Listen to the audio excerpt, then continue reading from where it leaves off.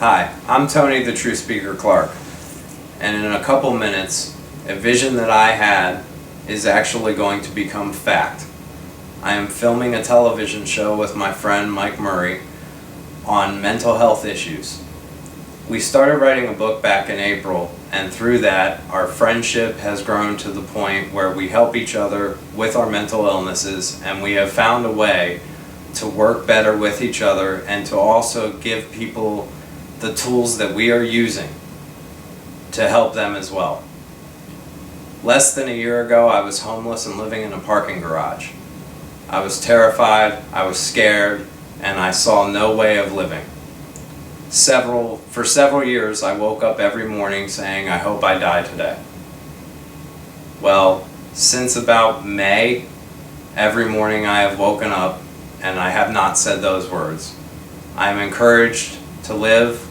I'm encouraged to change people as well. Today is the greatest day of my life. I am 41 years old. And to those of you who might be thinking, wow, a simple YouTube show is the greatest day of the history of his life, you are the ones that I would like to make an appeal to you. Do not hit the skip button. Watch this video, listen to our ideas, listen to our views, and it's okay if you don't like it. I encourage you to participate, make comments, suggestions, just please. The only way to change the world is by starting a conversation. And 2 weeks ago, I was witness to the vision that I have does have the ability to change the world. Through this series, we will tell you about that day and what happened. And now that we know that it can happen, it is our mission to deliver that message to you. Thank you for your time and enjoy the video.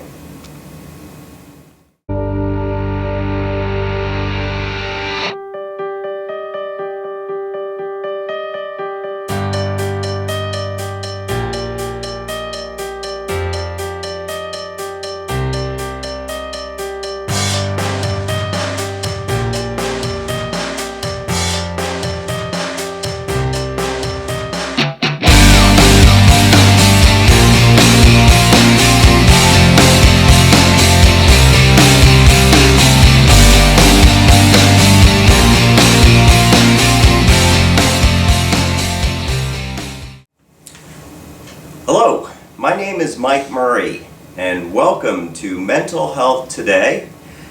With me is Tony the Truthspeaker, and we are going to discuss every week mental health issues that pertain to the local community and the communities that are around the country. While we're doing that, we welcome any comments or suggestions, opinions, and maybe even your own experiences with mental health, because we're going to discuss our experiences with mental health as well. And we're going to be doing this every week. If anybody has any questions, comments, or opinions, we'll discuss them each week. And if you take a look down there, you'll see that you want to email mentalhealthtoday04@gmail.com. That's one way that we can get your comments or questions. And again, we'll say them every week on the show. We'll go over them, and it's a way of having a discourse about mental illness and trying to eliminate the stigma of mental illness. Again, that's mentalhealthtoday04@gmail.com. You can also go on hashtag MHT. Again, that's hashtag MHT. So I'd also like to add that, we are not professionals. We have 60 years combined experience within the mental health system, and that's what this show is about. We have learned a lot through the process of being in the mental health system. We've learned, as one of my favorite quotes is, the good, the bad, and the ugly. Mm-hmm. And that is what this show is for. At least for me, for my vision, is to help you understand that there are several improvements that need to be made in the mental health system, and we've experienced them firsthand. We are here to share those with you, but also have a dialogue, and that is why we encourage you to leave the comments. Even if you don't like or agree with anything that we say, we are going to have segments every week where we read your emails anonymously, and we will go from there and hopefully change the world and change our thinking.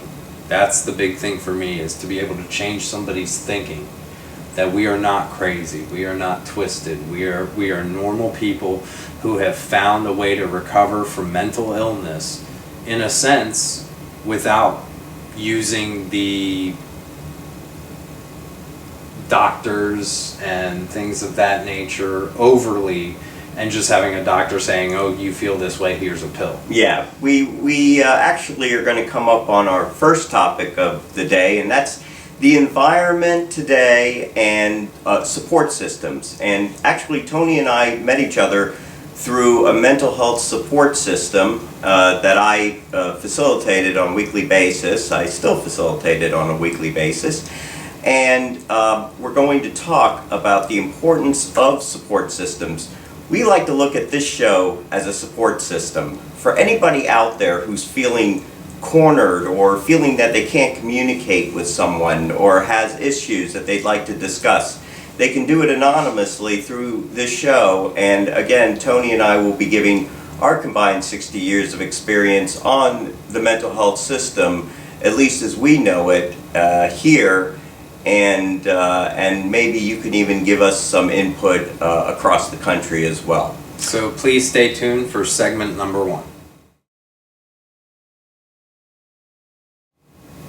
The environment and the support system, that's part of mental health, and of course environment is a key part of dealing with mental illness, medical illnesses combined with aspects of the environment. And growing up, we grow up in a family environment.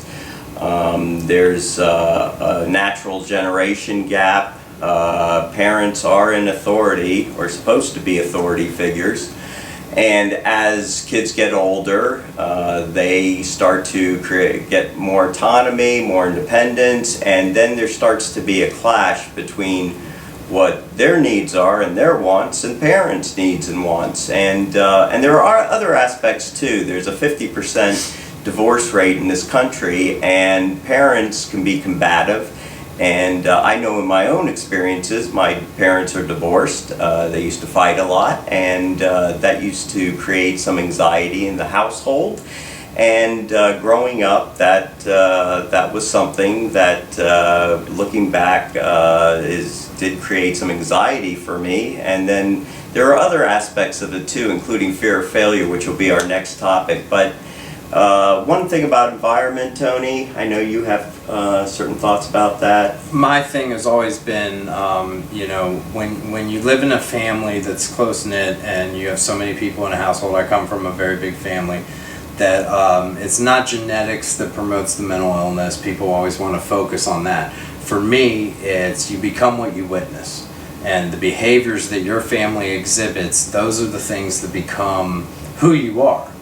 And the problems of what you have. As I've said a million times, I have my father's anger, my mom's inability to deal with serious situations, my sister's need to be completely popular, and be the focus of that. Those are learned behaviors that I learned that made me feel less than, made me feel inadequate, because they set the bar so high that I couldn't reach that. Yeah, and my brother, this is not his doing, but I always put him on a pedestal, and he was always seemed to be better than me. Even though I competed with him, I competed with him to try to get good grades. That was something that I did, and that's on me. But as far as support systems go, one of the things I want to emphasize is that the importance of the support system becomes that people understand who you are and where you're coming from. They are not authority figures. They are not doctors who are throwing pills at you and writing prescriptions. It is a simple thing such as what happened with us in April at Starbucks, to where two people had a conversation, and I think we talked for like 3 hours that day. Mm-hmm. And at the end of that experience came a book, mm-hmm. came a project to work on, and then came this vision of what would happen if two people just openly talked, mm-hmm. and about their mental illness. And for that, I have become a better person. Mm-hmm. And I have worked on myself, and the stigmas and judgments that people have on me, that I'm twisted, that I'm crazy, that I'm a liar, those things have started to go away because I have self-confidence, I have self-esteem. Right. I have those things that are so desperately needed for someone with mental illness to survive on a daily basis. Yeah, and that support system, our friendship allows me to say things to you that are kind of difficult to say to others. And I think that one thing that's important is that it's difficult for kids to talk to their parents all the time about things because of a certain generation gap, and it's important to have friends who they can talk to honestly and openly and have the same trust that they can have as well. And the other point I wanted to make on that was that if you don't have someone who's a friend, who's somebody you can trust, somebody that you can talk to, that makes it even more difficult when stressful pressure situations come up. Yes, absolutely. And I think that, when I'm dealing with family and friends and people and the people who judge me, it's funny, I'm kind of a local celebrity in Olney, but for all the wrong reasons. Mm. And now people are running out of things to say bad about me, mm-hmm. because I've changed the direction of my life, and that's a glorious feeling. Now, I'm also following through with ideas that I have, which is something that I never did. I used to have an idea before, and it would just go away, and it would be that, that's too much work. Mm-hmm. But through the support system that I have of yourself and a couple people through the support program that I attend, those people didn't laugh at my ideas, and they said, go with it, go for it, and see what happens. And my wife would even tell you, she has never seen me so ambitious and so driven to pass on this message to other mentally ill people. Mm-hmm. And one last comment on support is that, I'm creative, you're creative, we have this show, we're working on a book about mental illness, we are talking, we're working on a couple of fiction projects as well, so we're really starting to do things that are helping each other and supporting our own creative endeavors. Yep. Okay, our next subject is fear of failure.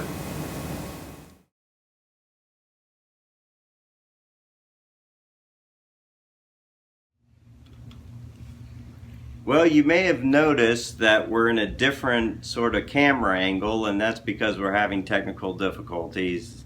These things happen when you're doing the first episode, a pilot episode of Mental Health Today. So bear with us, and our next segment is on fear of failure.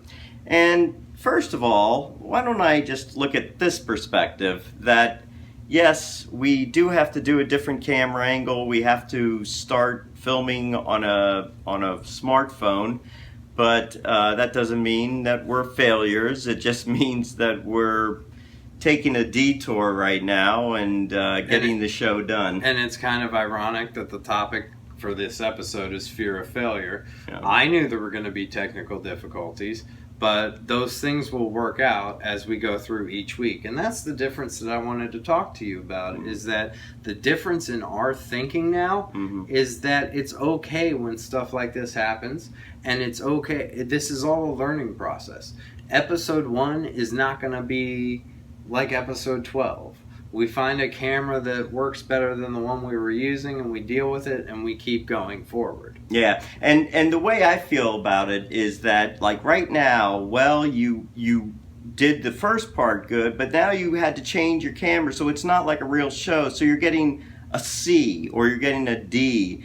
And you're saying it's okay to get a C or a D right now, and But later on we'll get a B or an A. Yeah, but you see, I don't even look at it that way. Yeah, see, that's the way I've been trained. I don't even look at it that way because that's not the way my mind is trained. As I told you before, today is the greatest day of my life. Mm-hmm. Okay? And it doesn't matter that we have to finish filming through a phone. It's still the greatest day of my life because the message is still getting out. Mm-hmm. People will still be able to make comments and suggestions. Everything will still work. It's just expectations. Mm-hmm. It boils down to expectations. Mm-hmm. We expected that this camera would do its job. It did not. So now we have to adapt. It doesn't mean we reshoot the whole show like this. We're going to just continue. So we apologize for the different camera angles. Understand that just as in any pilot, we have things in mind that we are trying to get to, and it's going to take time to get there. But let's not lose sight of the purpose of the show, which talks about the fears of failure. This affected you, for instance, and this is a good talking point. It's a perfect talking point. This affected you differently than it affected me. Yeah. And it's based on the histories we have of growing up and the expectations that our families had and the expectations that we had on ourselves. Yeah. I mean, growing up in high school, I expected nothing less than a B. I expected A's and B's, and if I got anything less than a B, I thought that's unacceptable. And yet, for you, I think your family threw a party for you for getting all C's. Yeah, thanks for bringing that up.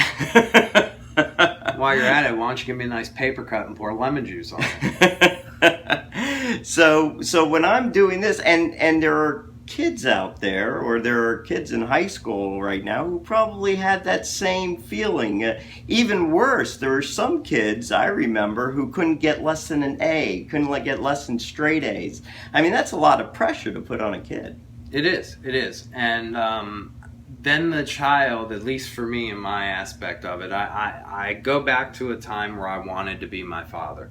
I've had discussions with you where I told you I wanted to be a garbage man at 6 years old. That was my dream. Mm-hmm. Then I wanted to be a rock star. Then I wanted to replace Craig Biggio at second base for the Houston Astros. Mm-hmm. But those were all things that I put onto myself, even though I knew that none of them were going to go anywhere. Mm-hmm. And I'll never forget my father telling me, and this is really telling with parents today.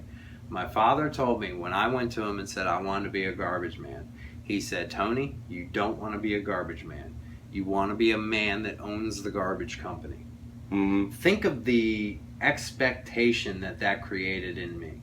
Mm-hmm. If I was going to pursue being a garbage man. The only reason I wanted to be a garbage man was to ride on the back of the truck. Mm-hmm. That was it. Mm-hmm. That's all I wanted. I wasn't concerned with owning it. Yeah. So my problem is based on his saying that, I put more pressure on myself and eventually talked myself out of it. Mm-hmm. Thank God, though, because I thank God, not that there's anything wrong with being a garbage man.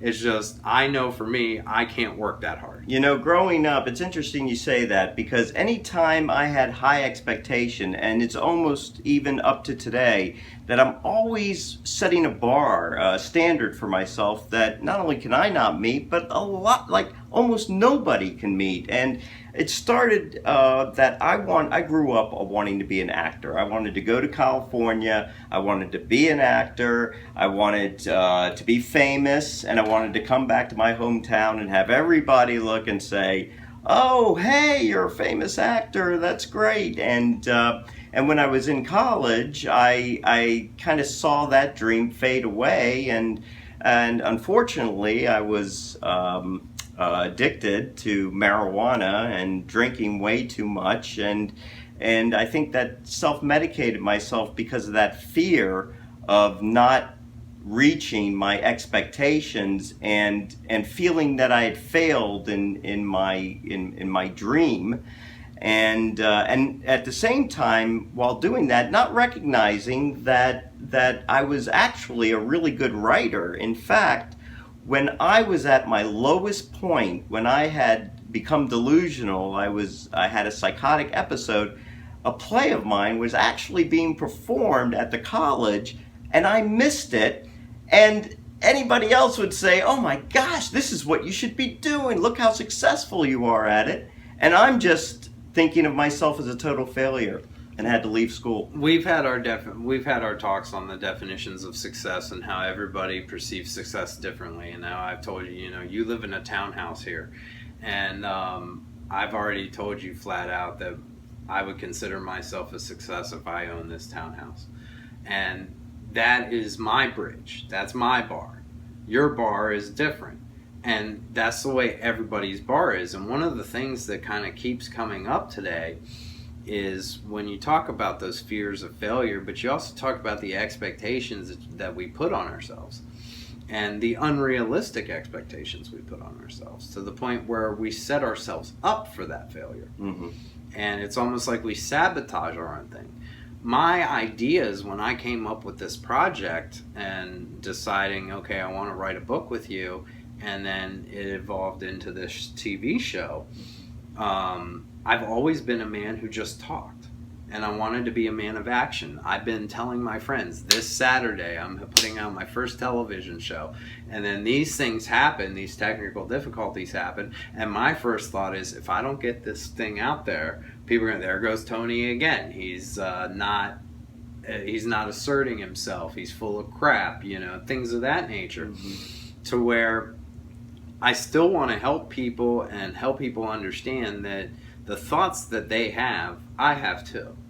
And you helped me realize that. I can't tell you how many times I went to this guy with a thought that I had, and his response was, Tony, everybody thinks that. I didn't know that. Mm-hmm. So to hear that, it was such a relief. We talk about the weight of the atlas, the weight of the rocks and stuff, and that weight being lifted of saying, okay, it's okay that I thought like that. That doesn't make me different because everyone thinks like that. Right. And, the other thing about being somebody like myself or people like me who have these high expectations and feel like they have to, meet a certain level of financial success. If you look at Deutsche Bank, who they recently had a fine, and I don't mean to get into the weeds here, but to make a long story short, Deutsche Bank has a history of executives committing suicide, and it just kind of shows that mental illness doesn't distinguish among status or among anything, actually. Mental illness actually has no bias. Mental illness can affect anyone, whether they're making a 7-figure salary or whether they're making 4 figures. Mental illness affects everyone. And I think, why is that important? Because when you have such high expectations, you have to realize that not everybody is going to be a huge success. Not everybody is going to make a 6-figure salary, even though maybe you grow up in a household where your mother or father or both had 6-figure salaries, and especially in today's economy. It's the same thing saying, like, every doctor did not graduate in the top 1% of their class. So think of actually how many bad doctors there are out there. Mm-hmm. Nobody wants to talk about it, but it's true. It's the same thing with any profession. Lawyers, or just barely passing the bar, and the ambulance chase lawyers that hang out at the hospitals. I'll take your case. Mm-hmm. The things of that nature. There are different levels of different successes, and I think the pressure that society says, the better the education you have, the more money you're going to make, which I'll get to in my final segment, where it was a tragic story of, within a span of 3 months, someone who didn't have any mental health issues at all is dead. Mm-hmm. And it's all because of those pressures. Mm-hmm. And, I put those pressures on myself, which is why I had so many suicidal ideations, which is why I had 6 real suicide attempts that came close to death. And I think that, and it was all self-inflicted. Mm-hmm. All those things, I let my brain take over, and I started to believe what my brain was telling me. Mm-hmm. And there was nobody there like you and like the support system that I joined now that says, it's okay to feel this way. Mm-hmm. Just tell somebody. We're not going to throw you in the hospital. We're going to talk to you. We're going to try to change your thinking as to as to how you can move on. And it was a very slow process. I went 28 years waking up every morning with the first words out of my mouth saying, I hope I die today. And sometime back in May, it was about 2:30 in the afternoon, I'll never forget that moment. I'm outside smoking a cigarette, and it hit me. I said, when I woke up this morning, I didn't say I hope I die today.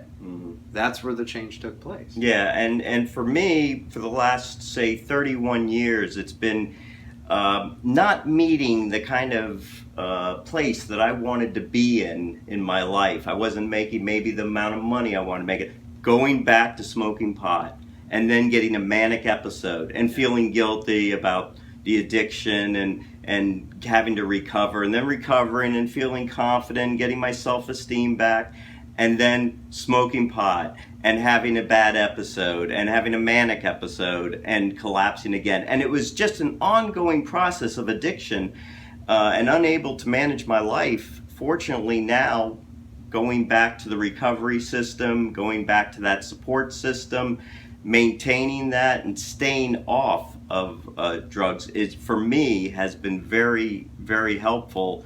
Plus, of course, you talk about the support system, the mental illness support system, both very, very important. But I think that we also place too much emphasis.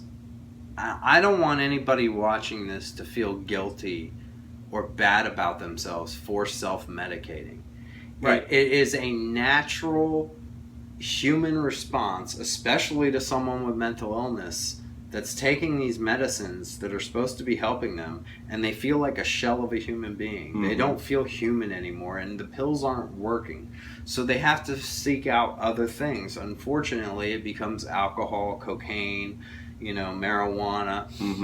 Those things are self-medicating, and they're just masking the issue. And a lot of mentally ill people don't realize, if you just talk about it, take away the drugs, stop using the drugs, and go to somebody and say, this is what I am thinking. It doesn't even need to be a professional. Find a support group or find a close friend and say, this is what I am feeling. And you'll be surprised at the validation that you get.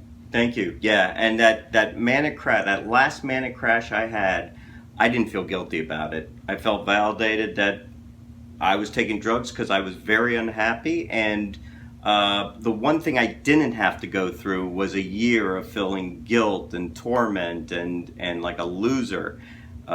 Instead, I just said, okay, I did it, and time to move on. So your point about guilt is excellent. Let's move on to our segment with The Truth with Tony. And this is a segment every week where Tony looks at a specific situation in mental illness and mental health today. And this one follows our topic, as each week it will. Our theme today, fear of failure. And Tony, you have a story to tell us about. This story comes out of Allenvale, New Jersey. And it's a young woman by the name of Madison Holleran at the age of 19. She left high school. She was very successful in high school. She ran track. She played soccer. I believe she won 2 state championships in soccer. And it seemed like that's where her future was going. She was very successful at it. Track was kind of like a more of a enjoyment type thing. Soccer is what she really succeeded at. Her senior year of high school, she was offered a scholarship to Lehigh University to play soccer. She was all set to go to Lehigh during that summer as she was making plans and everything, and then the Ivy League came calling. And it was the University of Penn. And her family had always emphasized the fact that education was very important. And just like I said earlier, kind of like the prestige of the school can help you later in life get the better job and get, more money. They offered her a scholarship as well, but it was not in soccer, it was in track. So she left for school, and it turns out the school of her dreams became the backdrop to her tragedy. And as what happened was, it only took 3 months, but she came home from Christmas break clearly not happy. Her family says that she spent most of that vacation sleeping. They said she was very white. She wasn't laughing. There was no laughter involved in a lot of the family activities. And the family started convincing her, or trying to convince her, to stay home. She decided, no, I need to go back to school and try to make the best of this situation. She goes back to school after Christmas, early in 2014. And in one day, she decided, I'm going to go to the university because something's wrong and I need some help. She went to the university. She asked for help. She said, I'm not feeling right. I need to see somebody about my psychological issues. And they felt that she was not, they asked her the standard questions and they determined she was not a danger to herself or others. But if the feelings persisted in the next 2 weeks, to please come back, and then they would deal with it at that point. Yeah. The next morning, she woke up, she went to the bookstore, to the school. She bought several items that were gifts for members of her family.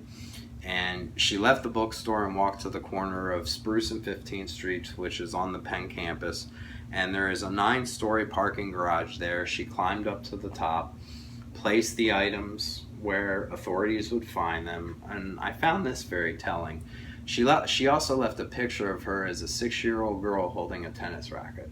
And oftentimes when we're suicidal and planning our own deaths, we start thinking back to when were we happiest. Mm-hmm.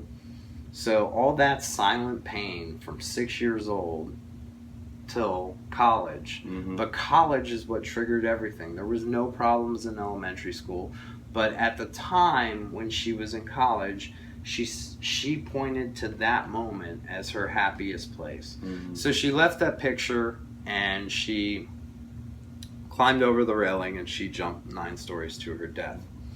The New Jersey State Legislature passed the Madison-Holleran Suicide Prevention Act, which requires New Jersey schools to offer 24-hour on-campus psychological treatment. There always has to be a psychological professional there.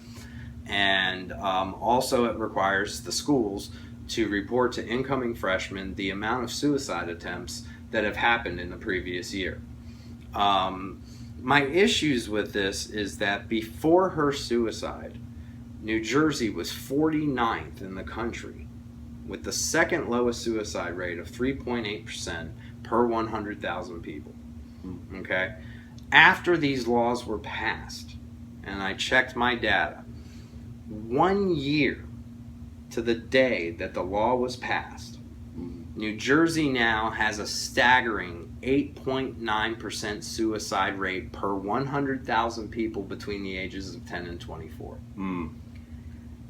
The numbers are insane to me. Mm-hmm. And the fact that people make these laws, this top 1% of the world who thinks that they know everything about the public, it's a tragedy.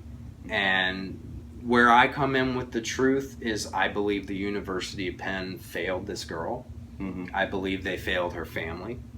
I believe that they should be held legally accountable. I am in complete shock that the family has not taken any action against the school system. Mm-hmm. School systems want to pass the buck. Whenever I see stories about the school systems on TV, the school system says we did everything in our power. So everything in your power is to tell them, come back in 2 weeks. Yeah. That is so, it makes me so angry because I know that there's someone like me there who needs help, and I'm always told to reach out for help. And oftentimes in my personal experience, I would reach out for help and get the same response that she got. Yeah, her story is so typical of someone who can't say that she's not happy where she's at because she feels like she has to stay there. That's the way I felt at William and Mary, was that I couldn't just say I want to leave or I want to take off time. It's like I got to stick it through, and that just didn't help me. Plus the fact that I was on drugs and alcohol, I went to the William and Mary psychiatric service or the psych clinic, and the person told me, or told my family, that I should be going to a drug rehab center, and he was absolutely right. So, and I thought that William and Mary handled it very effectively. Obviously, in this case, it doesn't sound like the University of Pennsylvania did. Well, this concludes episode 1, And I want to thank Mike Murray for joining me in my vision for this, and I look forward to several more episodes and hopefully a few less technical difficulties. Yes. And we will work out the kinks. And my message to everybody is we will see you next week, but just remember, we are here for you. We encourage you to email us. Would you like to give them the email address? The email address is, as you can see at the bottom of our screen, mentalhealthtoday04@gmail.com. And also we have a hashtag. There it is. Hashtag MHT. And if you enjoyed Tony's segment and want to comment on it, or even if you have negative comments on it, Absolutely. hashtag TWT, Truth with Tony. And next week we are going to talk about suburbia. Judgment in suburbia. Judgment in suburbia, and what it's like with mental illness and growing up with mental illness, and how we sometimes don't want the stigma to affect our families and our lives. And that's all coming up next week. Until then, for Tony the Truth Speaker, I'm Mike Murray. Have a good week.